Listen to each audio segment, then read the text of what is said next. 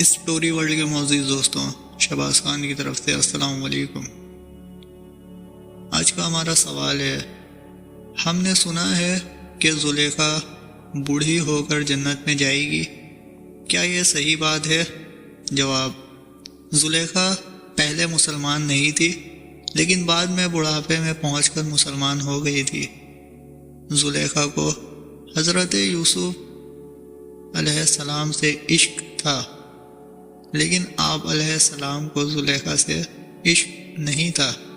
جو لوگ نعوذ باللہ آپ علیہ السلام کو عشق مجازی میں مبتلا بتاتے ہیں، وہ نبی کی توہین کرتے ہیں، اور نبی کی توہین کرنا کفر ہے۔ نبی ایسا کام نہیں کرتے۔ عشق صرف زلیخا کی طرف سے تھا اور ون سائڈ یعنی ایک طرفہ تھا۔ زلیخا بوڑھی ہو گئی تھی اور اس کا حسن و جمال بھی چلا گیا تھا، لیکن بعد میں وہ مسلمان ہوئی، اس کا آپ علیہ السلام سے نکاح ہوا اور اس کا حسن و جمال بھی لوٹ آیا۔